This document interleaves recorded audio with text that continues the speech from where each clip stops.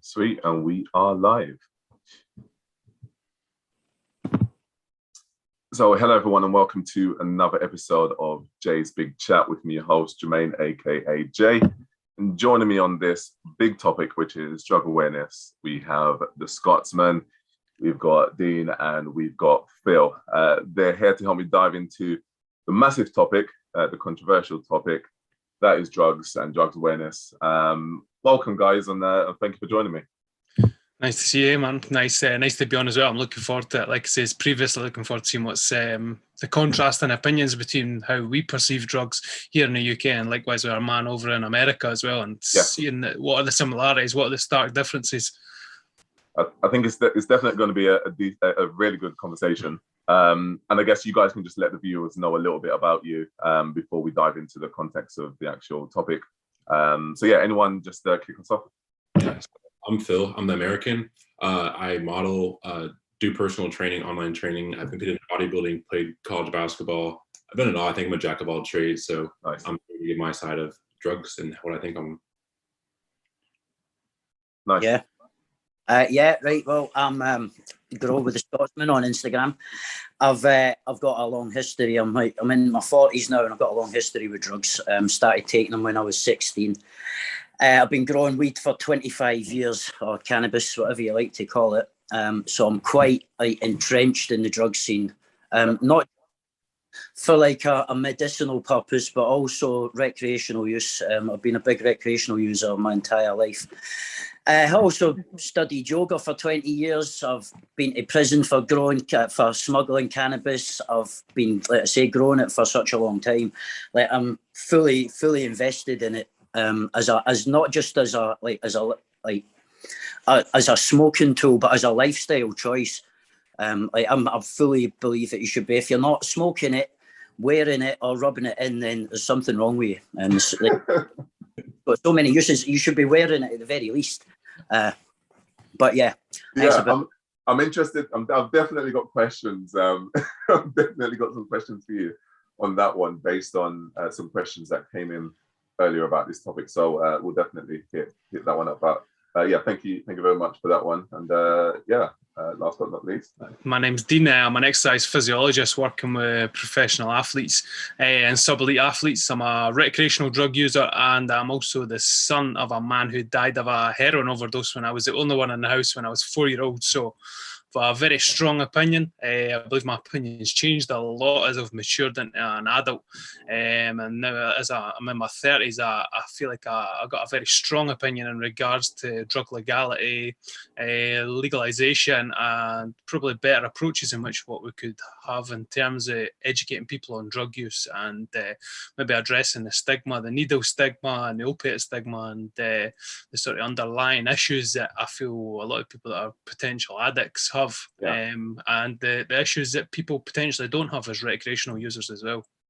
Very, very good points. And you've definitely got, as you mentioned, a lot of experience and personal sort of testimony as well. So yeah, looking forward to diving into that one.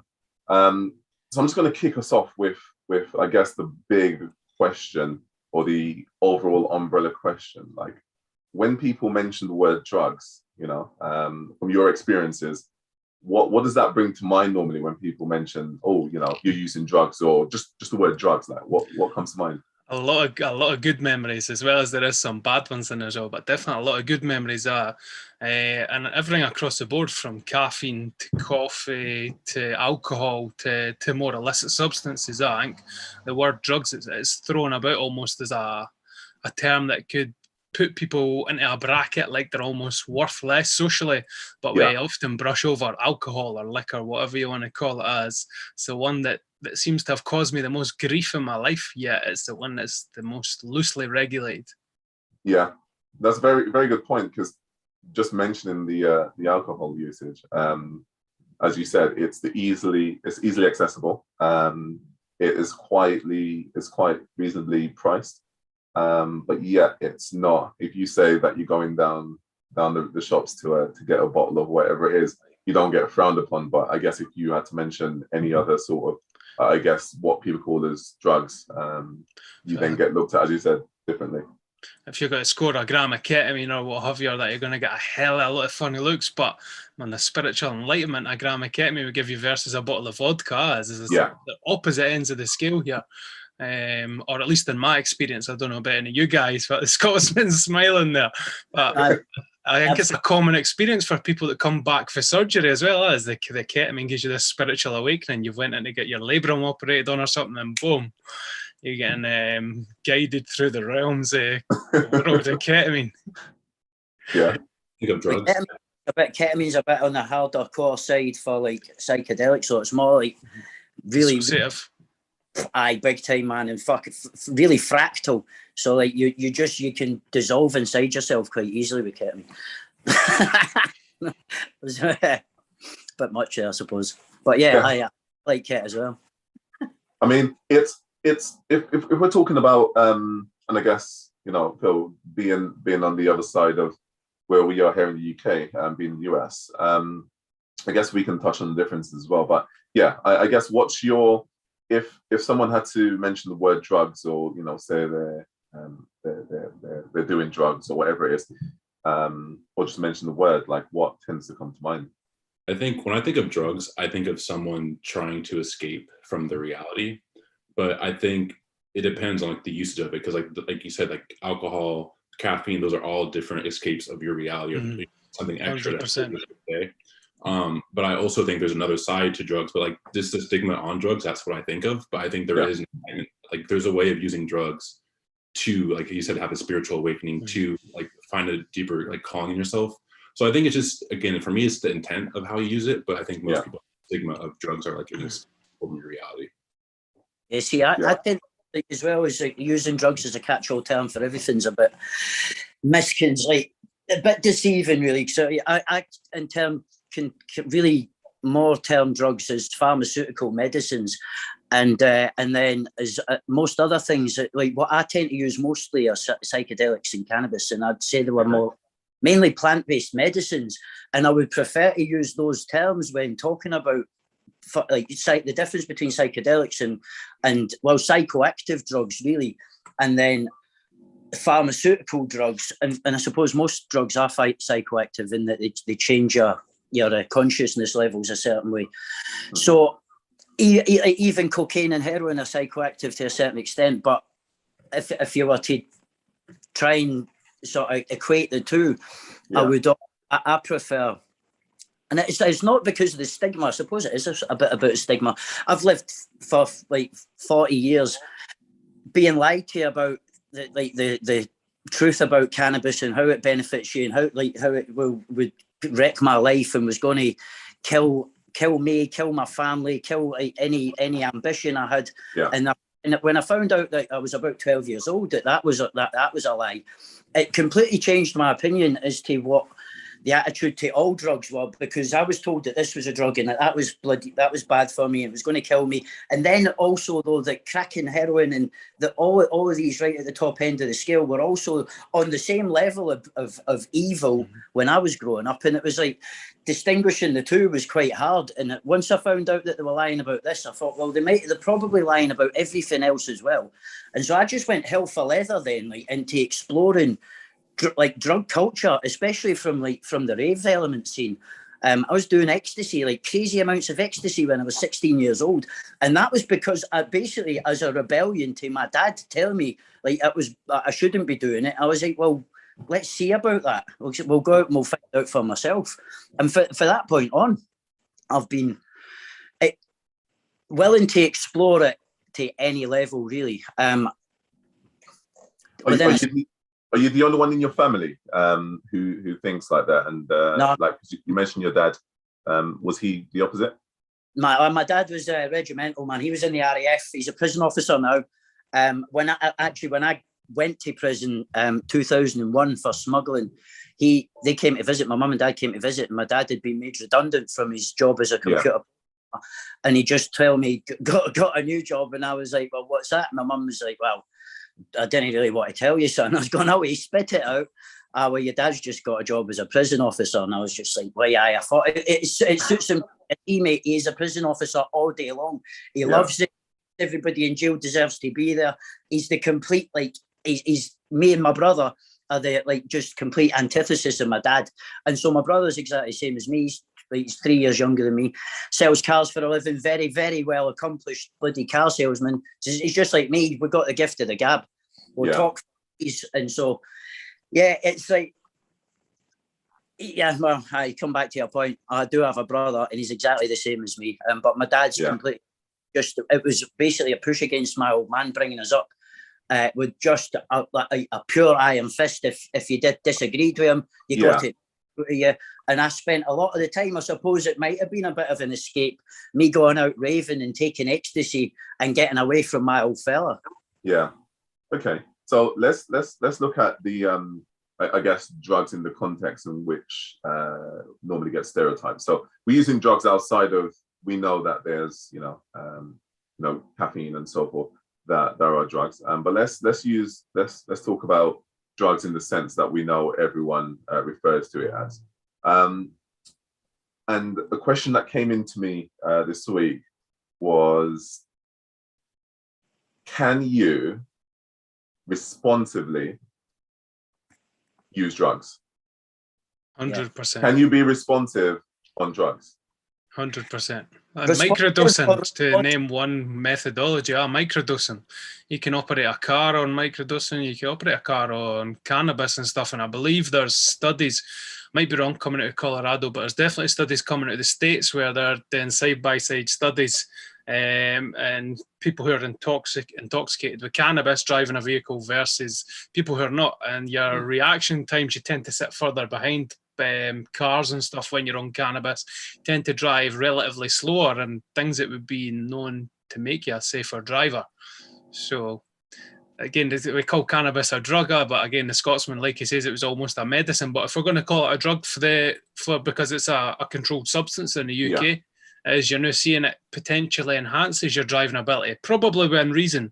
Like, there was some, like, I would never drive on a dab and I would never drive on a edible, but that's just my choice. It's due to my tolerance levels and where I allow my tolerance levels to sit.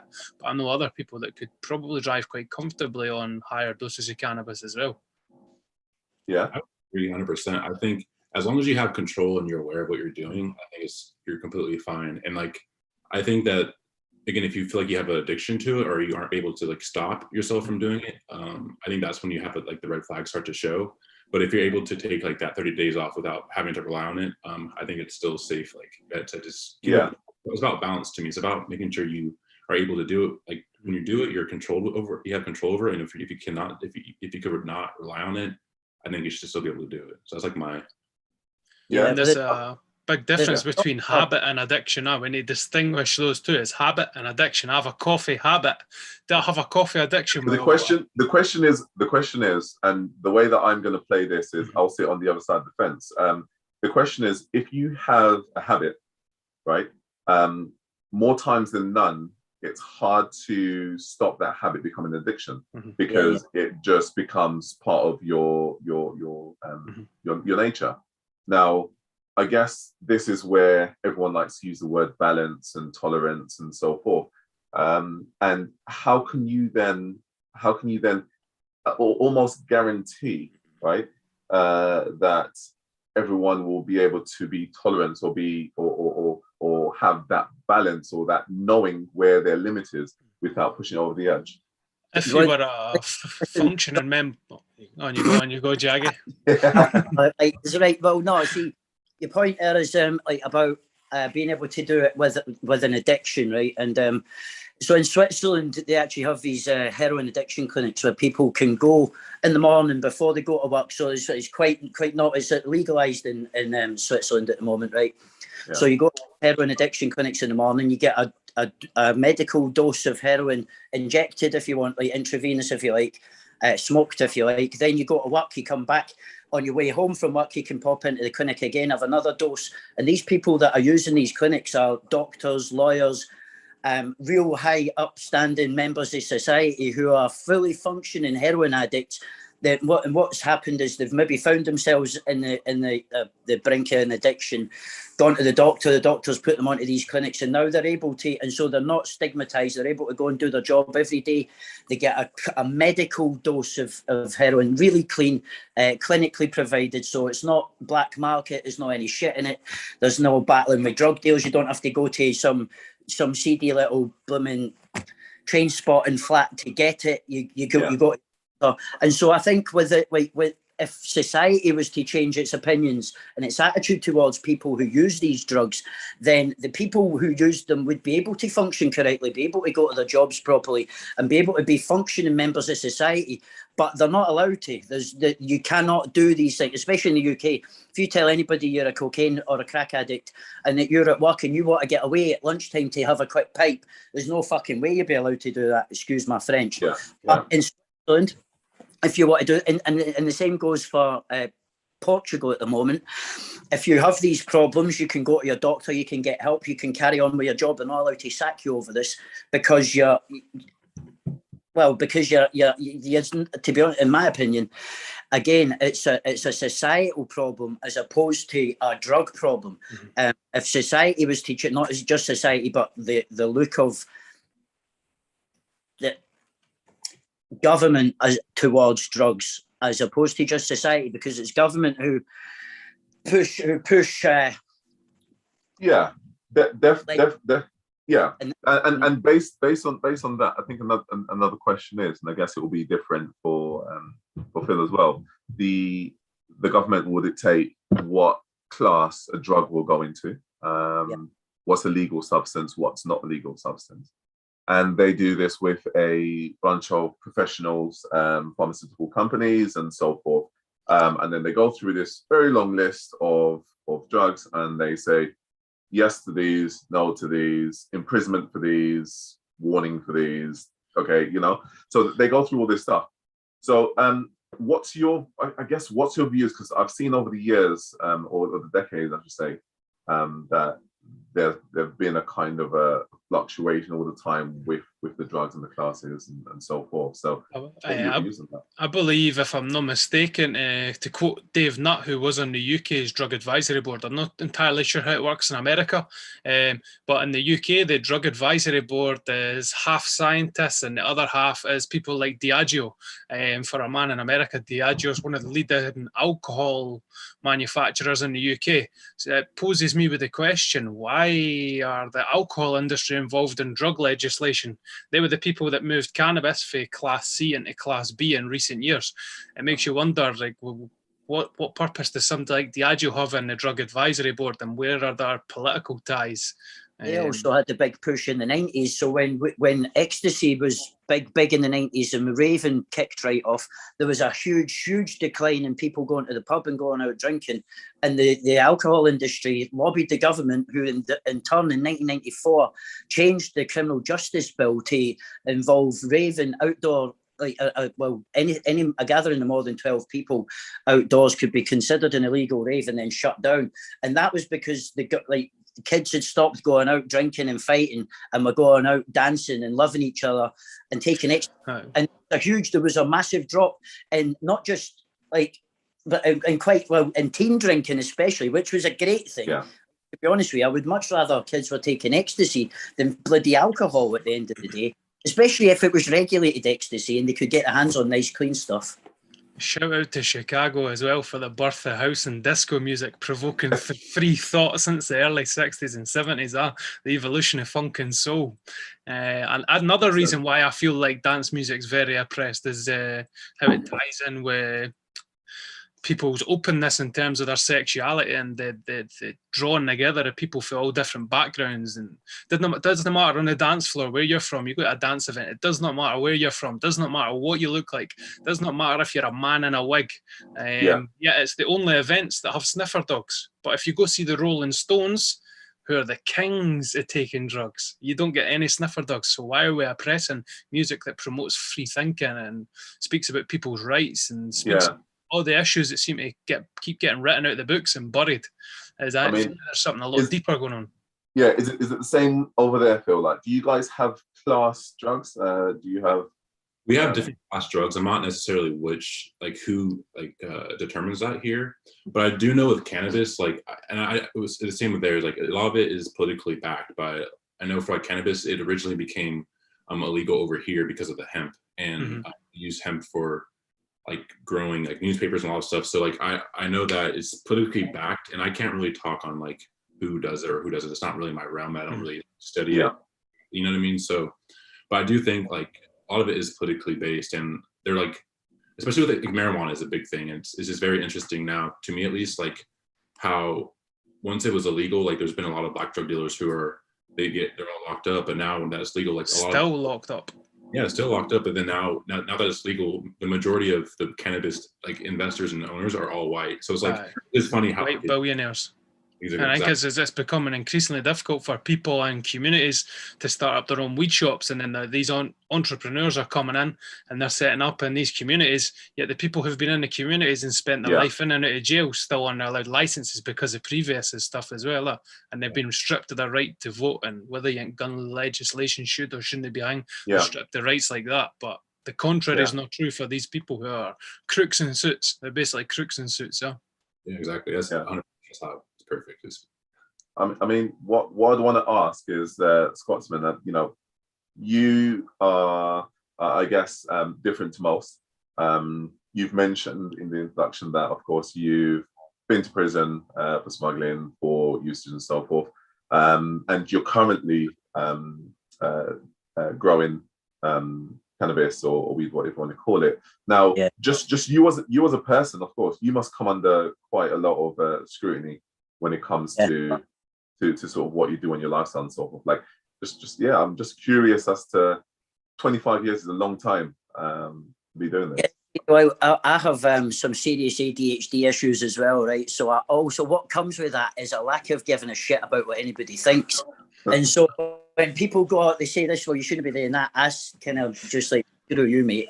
I busted 3 times. I got busted 3 years ago. My my ex-missus left me because of the bust. Her mum grassed me up.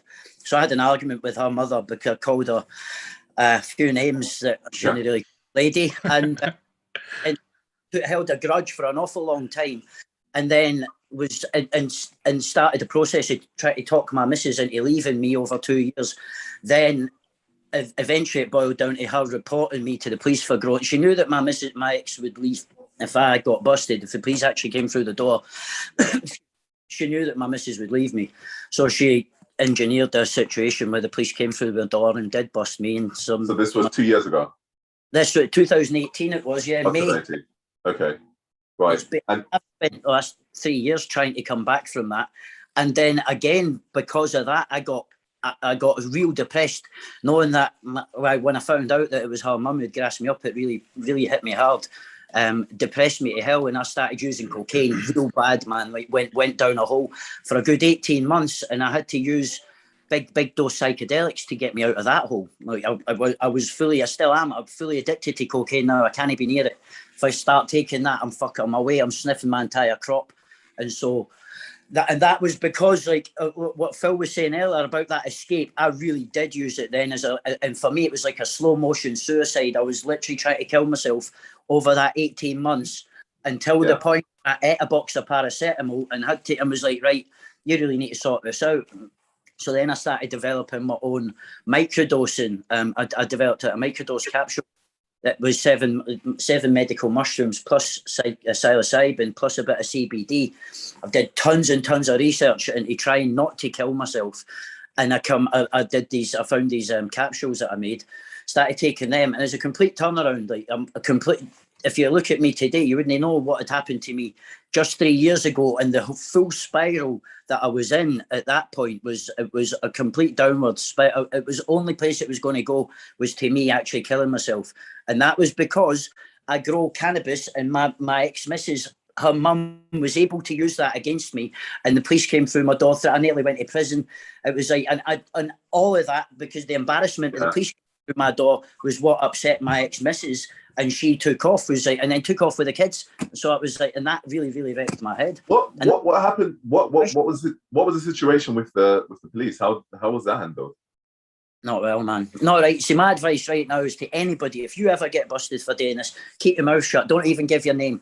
Just if they come through your door, not a fucking word, because every single word you use is used in evidence against you. It's told to you right bang there in your Miranda rights. You're given the right to remain silent, and anything you say will be used against you, not to help you, to bloody help bang you up for longer. So every single word you say gets written down, and then they throw it right back at you. So just keep your mouth shut. And it's not so. And it hasn't put you off still doing what you do. Nah, man, I won't be told no. I will not be told I cannot do this by anybody, not by my ex-missus, not by the government, by the police. I'm like, I will. It's a medicine, man. It saved my life.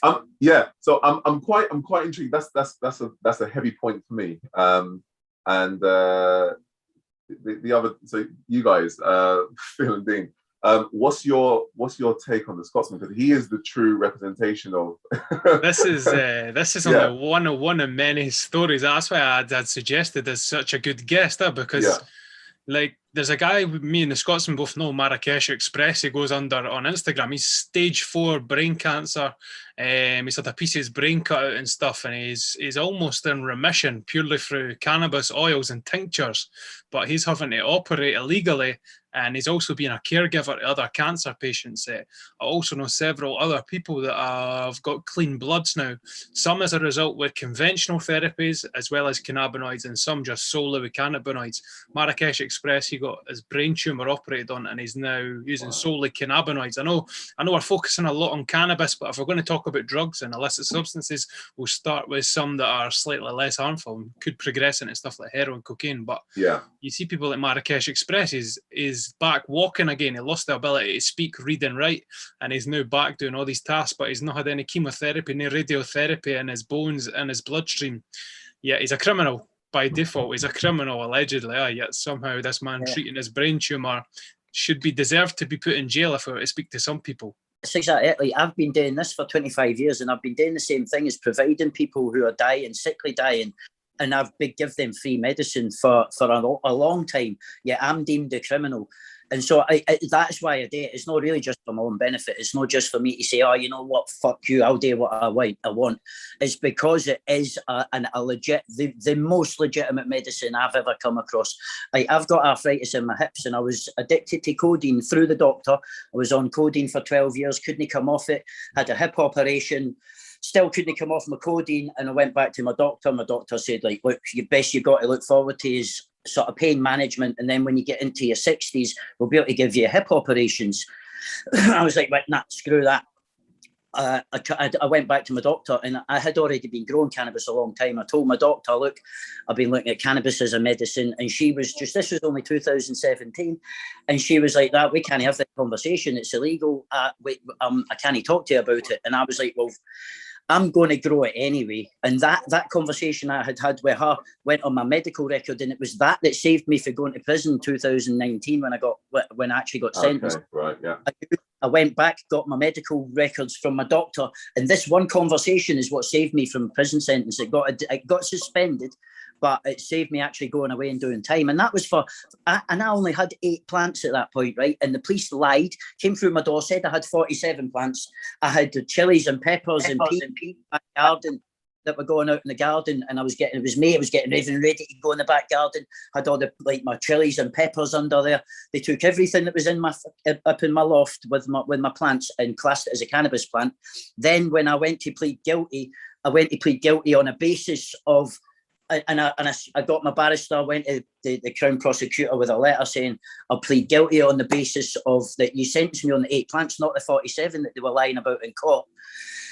Crown Prosecutor came back, said, yeah, no problem, get him in, we'll go with that. I went in, got my barrister, who then pleads guilty. I plead guilty on first up, and then the prosecutor gets their opportunity, and they change their mind. While I've already pled guilty, they then renege on the deal that they made with me to give me my sentencing on 8 plants and sentence me on 47 plants.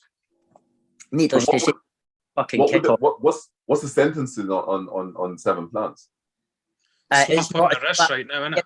Out the door. So that was the difference. It went from a personal grow to commercial to production. Okay. And so they knocked me up 2 categories from a personal grower to a commercial grower, which was 2 years in prison. And I was growing medicine for my hip, mate. Like I was literally, at this point, I've been growing it for 20 years, and everything I grew was medical for me and for other people.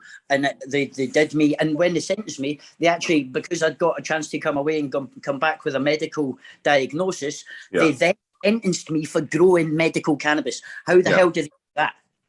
And because it was supposed to be medical, and they said, "Oh well, we'll sentence you. The sentence will reflect that it was medical cannabis, and we'll give you 2 years suspended." Wow, and that's what you got.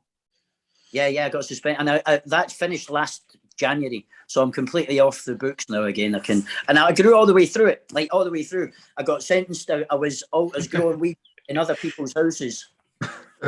So I mean, okay. So that is a very unique story, and you're a very unique individual who I appreciate, only because I think if you're going to stand for something, you may as well stand wholeheartedly. I'll go to jail for it. Like if it happens again, I'll go to jail for it. I will stand by it. So I guess another question is, let's talk about some of the negative aspects. Let's, when we put it in the category as it is, talking about drugs. Let's talk about some of the negative aspects it's had on individuals that you may have known yourselves. And yeah, let's just start with anyone, really. I don't know if Jermaine, you may be familiar with bath salts and stuff in America. They were calling it bath salts. Well, we had what was known as MCAT here, methadone. And like I remember being very much addicted to that. And if you look at the chemical structure, methadone, MCAT, bath salts, this bath salt in particular is very close to crystal meth and very close to MDMA. But it was totally legal at the time because they changed some of the chemical bonds on it. So what you were getting was this meth-like stimulation, but you were getting the euphoria on which MDMA could give you.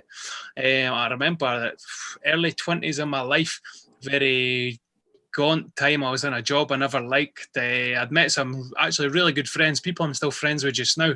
But drugs were terrible in the UK, or at least in Scotland. They were like ecstasy was absolutely abysmal. You needed the 20 of them to get some sort of a buzz, but the buzz you would be getting was never ever what real MDMA is. I know that now, thanks to the deep web, being able to buy drugs for Bitcoin, and never having tried methamphetamine, but nonetheless, this stimulant was very, very much similar to what meth could make you do. It could make you intently focus on one task for days on end, which for us was going out clubbing or having good house parties and whatnot.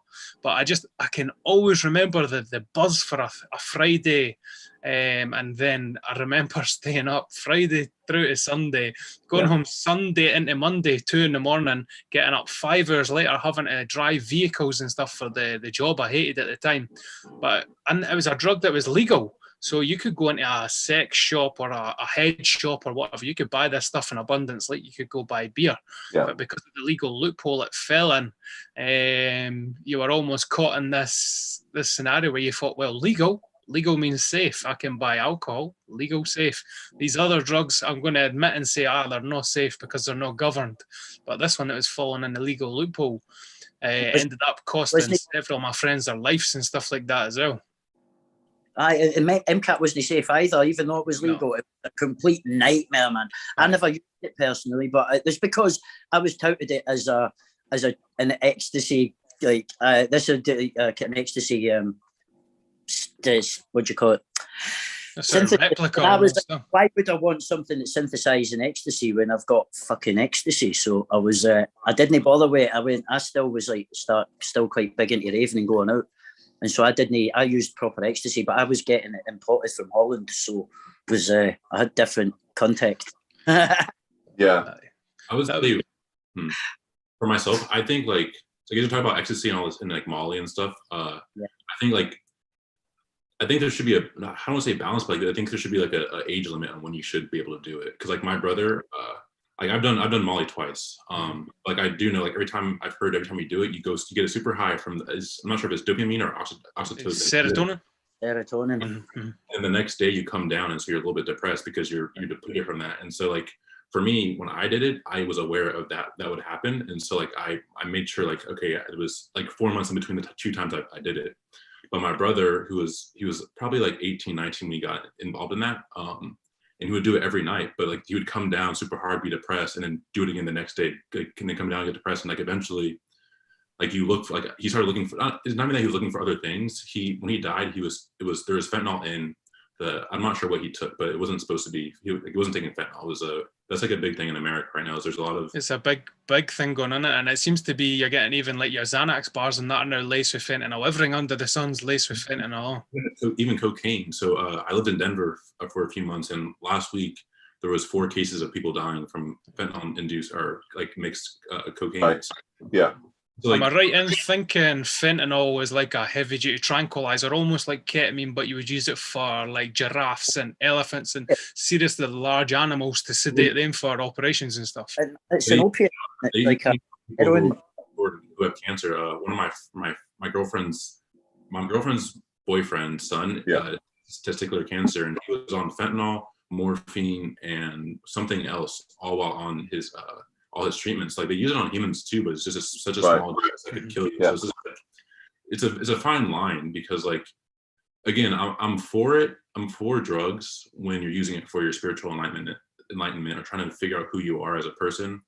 But like for partying and like all that stuff, you're willing to just go to that drug dealer. You're willing to just, like, if you're doing it for that reason, you're not going to a physician to get like... If you're buying blind and stuff at festivals or what have you, it becomes increasingly dangerous, because you get replicas of good Dutch pressed ecstasy. The Dutch are renowned for their ecstasy. They're renowned for having ecstasy you could split 4 ways with somebody and no need to overconsume. But when you're seeing the replicas of these pills come about, it shows you why we need some sort of government, and even if it's not governed, let us test it somewhere. Why sniffer dogs? If it's drug safety is the motive for sniffer dogs at festival, why is it not testing stations as well? Yeah, so they do that in Holland. At back of the train station in Haarlem, where I used to live, there was a little hut out the back of this train station. You could just take your ecstasy or take a little scrape off it. He'd test it for you, tell you whether you should bin it or take it. And it was always good. It was always decent, because we were in Holland. There wasn't a lot of shit going about. But they should be doing that here. My friend actually, like a drug sort of awareness, she does like these tents and festivals where people can come. There's like a sort of chill out tent where there's people can come and there's no sort of stigma involved in coming round and telling them what you've been on, and you get a bit of help if you're overdoing it at a festival. And if you could at that same point go to the same place and have your drugs tested and have a chat to somebody who knows what they're doing, is in a regulated environment, then there's not the problems that occurred with Philip's brother are less likely to happen, like are much less likely to happen. Yeah, I mean, I'm of the notion that so I've never had any drugs, and nothing of what you've mentioned. I haven't consumed any of that. Not to say that it's so. In terms of conversation wise, I've spoken to individuals who have said they've never done drugs, and the reason why they haven't done drugs is because of how bad drugs are, right? And I then ask the question, are the drugs bad? Like the initial drug itself, is that bad? Or again, I guess the batch in which is cooked, or whatever the drug is that just a bad batch? Individuals have said that they've gone, as you mentioned, in Holland, and you've got the same drug that you may get in the UK, that you may get in America or wherever, and it's completely different across the board. And I guess it's all dependent on who's making it or who's importing it or whatever the situation is. So I don't know if you guys can shed some light on, I guess the substance itself, and it not necessarily, I guess not necessarily being the worst thing, but what makes it bad to some people? Well, MDMA, I know that MDMA there was government published studies and they used amphetamine instead of MDMA, and the adverse effect it had on rat studies was that bad. With the amphetamine, which would be better known as speed, was that bad. They were then publishing these studies. But when the studies were then re-repeated with recreational doses, pure MDMA, so we will not add any MDA and speed, which can be added to good quality ecstasy, but the same studies were repeated with recreational doses of MDMA, and the rats never seen any decline, although they would see a massive depletion in serotonin, which obviously, if you like we were mentioning, was if you were to be using it frequently, it's not going to be great on your receptors and your neurotransmitters and stuff. They're not going to quite be operating the same. But in recreational settings, for whether it's a spiritual thing, whether it's with good people, and it's just another way to socialise, as they were finding that there was no harm. But where the harm lies is, like what we're saying, is who's cooking it up? Like, is it cooked in a lab that's sort of almost underground? Is it a lab that's in the middle of the woods somewhere? It's not coming pharmaceutical grade. But when it comes to getting pharmaceutical grade heroin for the doctor, you can get opiates like they're going out of fashion. In the UK, you can get repeat prescription. You phone up a doc, it's me, it's Dean. Any chance I could get another 200 codeine? Boom, there you go, 200 codeine just like that. Doesn't matter if I take them all on a winner and die, and somebody then phones up to pretends to be me a month later, they could get a repeat prescription, no questions asked. But so you could dilly-dally around the potential of going to jail. I've got a codeine addiction, according to my doctor. I went to my doctor, told her about my codeine addiction, that I couldn't take it anymore because I was addicted to it. It wasn't having the effect. And I still, if I go back to my doctor, and I've never taken pharmaceuticals since 2017. If I go back to my doctor tomorrow and tell him I'm struggling with walking and I need back on my codeine script, I'll get it like that. I worked with a guy as well who was a recovering heroin addict. It was actually nice. It was almost enlightening for me to work with somebody. It gave me, because my dad was that young when he had overdosed, it was hard for me to process, made me hate all drugs for a long time. Then obviously I got into taking drugs and I realised, right, cool, we'll keep heroin on the, probably not do that list just in case. But then when I worked with somebody who was a recovering addict, he'd been basically in and out of jail all his life, come from Glasgow. Glasgow's got big socioeconomic differences in comparison to Edinburgh. But this guy from Glasgow, he'd been in jail all his days for various things. Come out of jail, he was like 30-something. And when he'd come out of jail, because he'd been on heroin in the jail, been on heroin all his life, the doctor put him on codeine. So he eventually worked his way up to 60 milligram codeine, which is the strongest they prescribe in the UK before you start going on to things like, you got your triptylines, like amitriptyline, you got your tramadols, and you've got obviously Zomorph, which is morphine.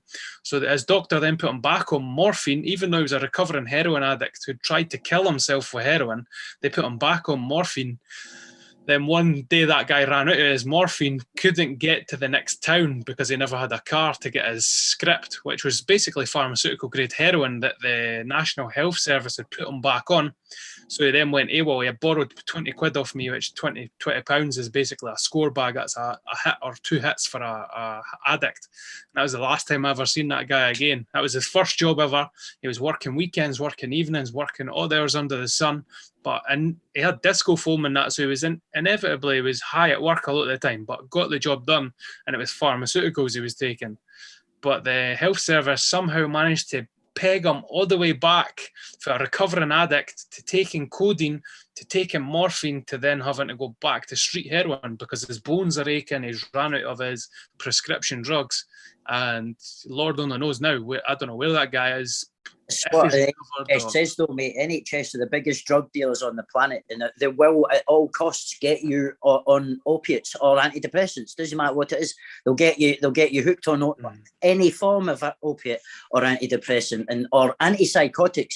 For people, every man and his dog now has been diagnosed with bipolar disorder. And anti-anxiety drugs is what they're now calling antidepressants because of the stigma around the SSRIs and antidepressants that bad. Now it's anti-anxiety, but it's the same drugs. It's fluoxetine, which is basically Prozac. Prozac's what they call it in America, I believe. And that's the whole reason that I started making these capsules, is to get away from pharmaceuticals, man. So you can, I'm using these at the moment to get people off antidepressants. Yeah, I mean, just sort of getting towards the end of the conversation, right? You guys can just hit me with your I guess your biggest facts and the things that you want to sort of leave the viewers with. I'm kind of looking at this topic now and thinking, okay, so we've got, there must have been a time throughout different, different places where the laws changed. Once upon a time, this was legal, then it became legal. And then it was kind of, as the classes go, it was kind of a high class drug, but then now actually it's a lesser class drug. Now, what are your views on how, how things have progressed or how things have changed in terms of the legalization of particular drugs over others? And I guess we can talk about the financial gains of certain individuals, or what's your views on that? I think, at least in America, I think people are starting to realize that the biggest drug dealers are pharmaceutical companies. And so, like you said, like they treat anxiety just like they treat, they want to give you anxiety medicine. And so I think Americans are just, the world in general, realizing that like cannabis is a great tool for anxiety. I think America, at least in America, is looking at it as like, okay, we can now profit from this at an exponential rate. So I think that might play a huge factor in it. Just, it's like America is a business. Every country is a business, and so like they wouldn't legalize or delegalize something unless there was some sort of business potential for them to operate in that scale. But that's what a capitalist economy, and that's why they call it the American dream. And that is, you can turn nothing into something in America. Right, yeah. Which is it's a double-edged sword. Like, it's horrible for the people at the bottom, but if you can peg your way up, you might never reach the upper echelons, but you could also, again, come from nothing into something very significant, however you define that. But guys, I thought the meeting was earlier. I got to head out. I have a meeting. Yeah, you're great meeting you guys, and I'm looking forward to keeping in touch with all y'all. Likewise, Phill. Thank you very much. You've been amazing, man. Thanks for joining us. Yeah. Yeah, appreciate you guys. Nice one. Yeah, so if I can just carry on with what Phill was saying there, as to cannabis being almost legalized in states in America, what we're seeing here in the UK is a different kettle of fish altogether, where we're pretending we've got a medical cannabis industry, which is only available to the rich, and so you can go to and our medical cannabis is not medical at all. It's microwave, isn't it? It's ionized. The ionize it's irradiated. It's full of bloody pesticides. It's full of blooming PGRs. It's not medical grade cannabis in any Tory owned. It's Tory weed. And so you go to your doctor, you don't even go to your doctor, you pay for a private consultation. It costs you £90 for that consultation initially. Then you pay £300, between £200 and £300 for an ounce of 30 grams of cannabis, which is irradiated cannabis. And then you're only allowed to vape it. You're not allowed to put it into edibles, which is the best way of taking cannabis medicine, is orally. So you're not allowed to take it. It's illegal if you take it orally. So how are they providing any kind of medicine there? Then it's regulated by the Home Office, which has got major, the government have got major players involved. Am I right in saying as well that the UK weed is also tied with Israel? I know that's a touchy subject depending on where your opinions lie, but I'll be very vocal in voicing my opinions in regards to Israel and how they operate as a quote-unquote state. I think a lot of it comes from companies that are operating all over the world, mate. So a lot of it's coming from Australia, Canada, some will be from Israel. But these are big, gigantic pharmaceutical companies that are now in with big agro, and they're creating mass amounts of irradiated, like this stuff is you're microwaving it practically. So there's no medical, you're taking away, as soon as you put anything, imagine putting a seed in the microwave, right, and then try to plant that seed. It's not going to grow. You've taken all the enzymes, all the nutrition, anything, and you've killed it. And so that's what they're doing to your cannabis medicine before you even get a chance to take it in the UK.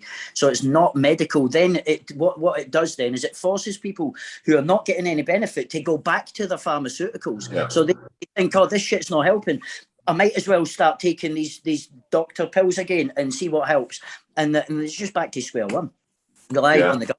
It's not, again, it's a rich man's game. I wouldn't dare. I would rather take my chances with the police coming through my door than take my chances using irradiated medicine. It's Well, I hard think- as well. We yeah. spoke to Ed as well, me and the Scotsman, we spoke to a guy, Ed, who's basically wheelchair bound on an oxygen tank.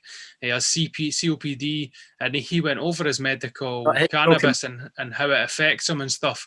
And even though he possesses a private prescription for medical cannabis that is GW Pharma's who issues his, I believe, which is Theresa May's husband's company. Yeah. Irony in that. But nonetheless, if he gets caught growing, he still faces the same fines and potential jail sentences as me, you, which is crazy. It's crazy to think that if his medicine's running low, he can't have something in his cupboard that he's done himself that could better suit him. Yeah, because you take their pockets of rich, aren't you? That's the point. They didn't want you benefiting yourself and not paying for it, and paying for it for the rest of your life. That's the thing. Yeah. So I think what's definitely hit me here, and I'm sure viewers would be the same, is this is just about education as well, isn't it? Because there's a lot of as you've been told, Scotsman, what you've been told from your dad about what not to do or what to do because you're going to end up like this or this is going to happen. Sorry, right. So there's this book. 2 seconds. Yeah. It's there's a woman called Alison Fairbairn, and she's written a book for kids called Walter and the Magic Seed. And this will introduce, it's a book about a kid, a troll who has a friend, and they have seizures. And then they go and see this wizard, Walter, who introduces them. They find this book and he teaches them about cannabis, growing cannabis to help their seizures. So things like this is what we really needed. This is educational. It's for children. It's this is probably the best tool I've ever seen for introducing children to the benefits. Is there a lot of that out there? Sorry? Is there a lot of content or material like that out there?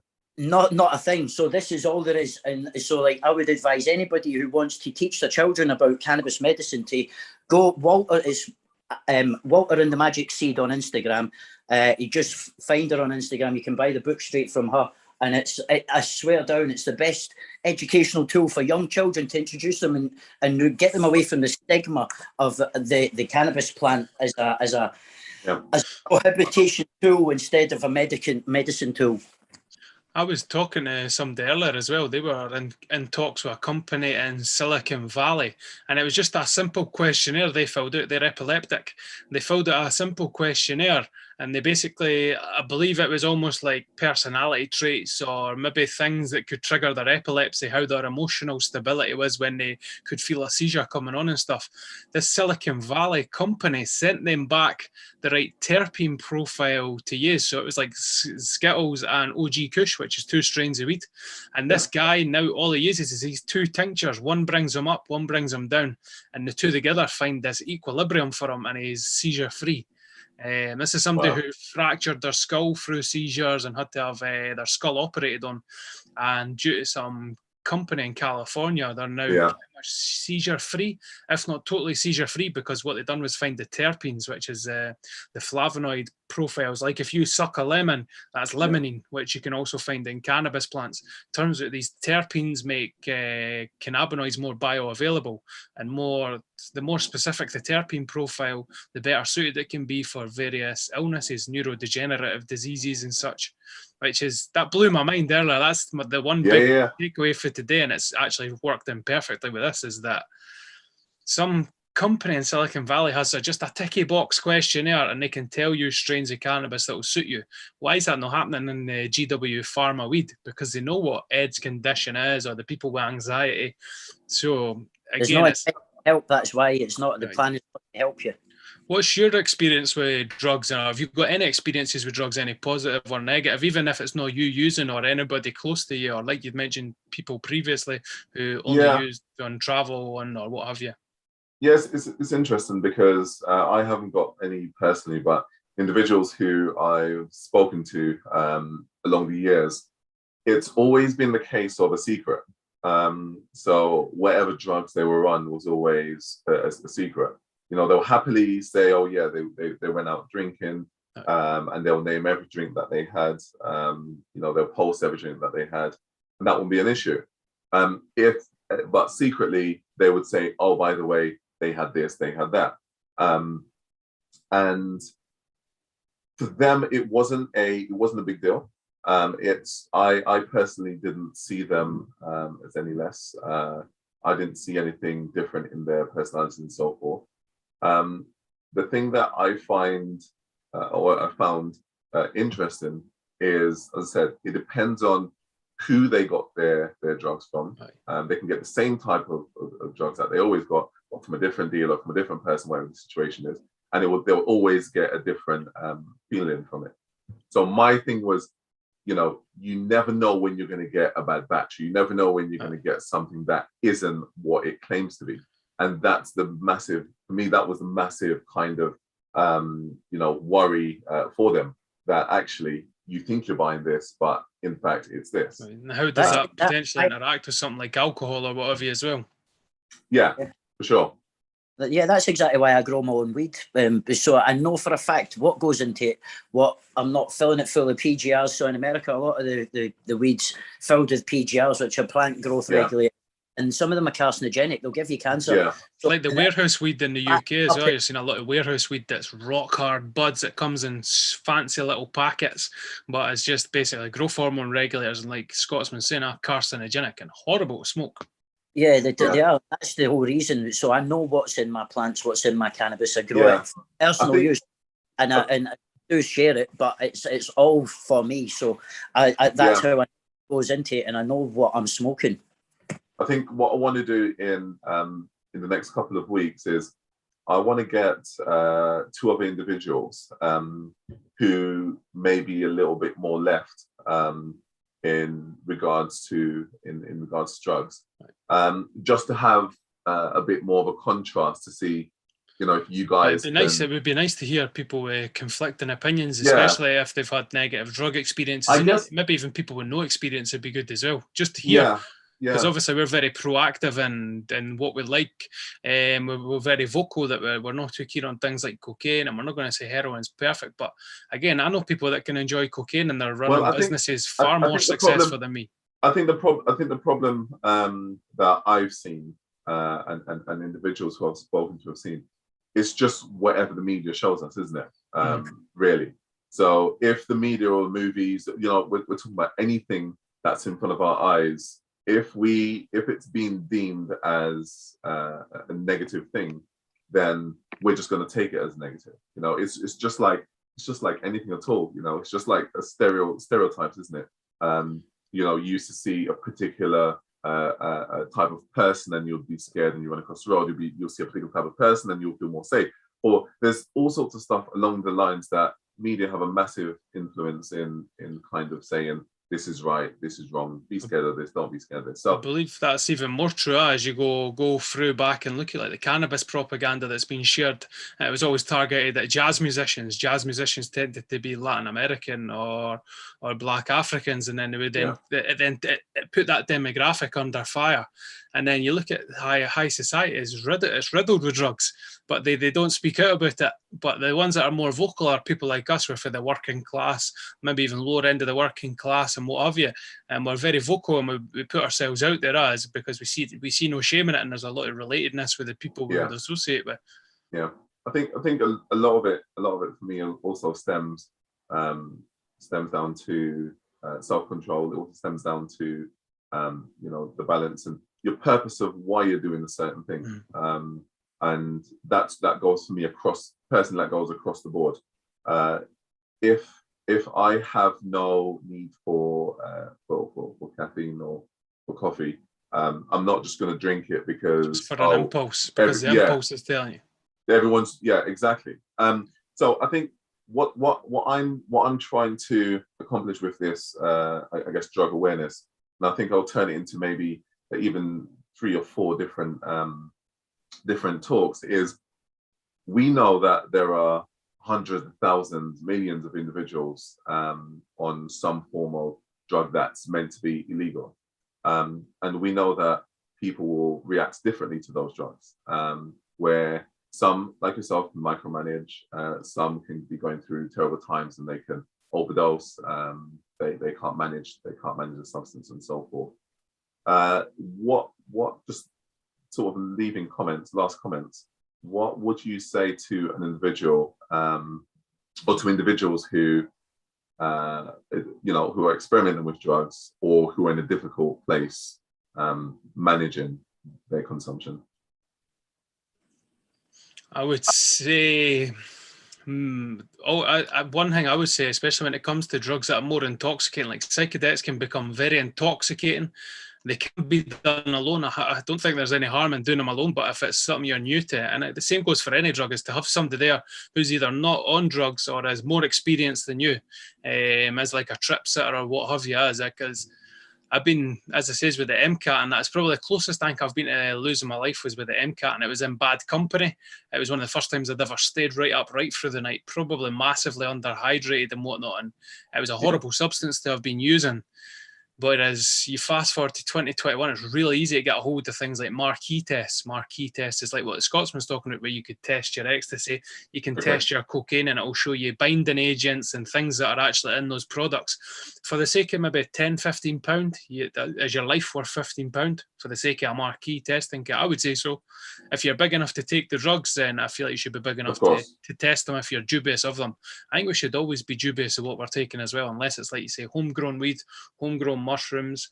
You can make DMT pretty readily at home, but when you start to look at things like your stimulants and your dissociatives, and even if I know a lot of people like Xanax bars, and that's not my cup of tea, but a lot of people like Xanax bars, if you're buying them off Telegram groups and off the deep web, is like test the shit out of that, because a drug dealer just is not an honest person most of the time. That's a businessman. Most of the people who are out there, they're buying them from gangsters, and gangsters didn't care about your well-being at all. They're packed just to fill it out and make profit. And so it's my advice would be the same as test whatever you can. And if you can, get a bit of help if it's harder substances. It's what I'm trying to do is sort of look at psychedelic therapies and as a treatment for drug abuse. Really, I've got experience myself with cocaine, and a lot, like I say, you didn't use drugs for 25 years without losing friends along the way, and so it's always been things like heroin and crack cocaine, which are the ones that are so heavily guarded by the underground. So there is no other option than to go and buy these from proper gangsters. Your average Joe who's growing weed doesn't sell crack and heroin, so you've got to go to proper gangsters for that stuff, and it's just certain type of individual. Huh? Exactly. My advice is grow weed all day. Don't take drugs that are harder than you. That's straight off a 90s hip hop track. That one's resonates with me. Don't take drugs that are harder than you. And I mean, it's what my sort of leaving comments are definitely, above everything else is, education. Educating yourself before you do anything. And this goes outside the realms of drugs. If you're gonna go live somewhere, you're gonna study the area in which you're gonna settle down before you move there, or if you're gonna go to a job, you're gonna make sure that you know everything about the company or whatever it's for. Find out like maybe your family's mental health as well. Maybe quiz your parents if you got ready access to them and stuff. Maybe even ask your mum and stuff as well. My mum was very quiet about her drug use when she was younger, and I wish she'd been open with me, because I would have been a lot more open as to what I was getting up to, and maybe would have got into so many predicaments when I was younger, like going to raves and ending up abandoned, missing the bus because I got my taste of first real ecstasy. I was dishing them out to everybody. I missed the bus home, and then I was stranded in Glasgow. It's the last place I want to be stuck after a rave in like a luminous clothes. Not this outfit, but very similar. But I reach out to people around you. I wish it's something I'd done when I was a lot younger, is send that text message if you're struggling. Didn't feel like you need to batter another line just because you're struggling a wee bit, because someday, like yourself, like I know for a fact I could reach out to the Scotsman, and likewise probably yourself now as well. If things were that bad and I never had an avenue, it could be anybody. And didn't be mistaken that people on social media aren't real people. As toxic as social media is, as if you didn't have a big social circle or whatever it is, you'll meet some phenomenal people along the way, 100%. like you two gentlemen. 100%. I think it's absolutely amazing that the both of you can talk so freely based on your own experiences, testimonies, and current situations as well. I think what we'll do, as I said, next time is I'll if you guys are both up for it, I'll get a couple other people Definitely more conservative would be nice. I'm interested to hear what they say. Yeah, so we'll set that up, and we'll see if the Scotsman will be able to show some of his some of his produced his famous. By the way, I'm picking up tips and tricks left, right, and centre. We see them all over the gram, all over Instagram, and he's very much one of the few people that puts his face in as well. Which respect to that as well. Huh? Well, I had a chat with one of my friends that I was getting Scotsman on here, and that I showed him the Instagram profile, and he was like, "He's crazy growing that. Is it no para?" Yeah, he's not. There's no way he's growing that legally here in the UK. There's no way he's openly just saying, "Hey, this is what I'm doing, and I'm going to continuously do it." So it's interesting that is the case, and you are a real individual. And you need people like that, people that are putting themselves out there, because man, everybody's growing. You know what I mean, everybody's got bills to pay. If you'd went on seed banks at the start of the pandemic, you could not buy a seed anywhere. So that tells you is that people lost their jobs or people panicked, and everybody either increased their supply of seeds or increased their growing supplies. But very few people are being that vocal about it. Especially when you were told you were getting 3 months of lockdown and nobody was going to come to your door for 3 months. You can come in, but you need to put your masks on, officer. Yeah. Safety first. Guys, listen, we're gonna have to say goodbye to the viewers. As I said, we'll definitely do a part 2, and we'll keep the conversation going and dive a little bit more deeper into the different classes. It's not all sunshine and rainbows with drug taking.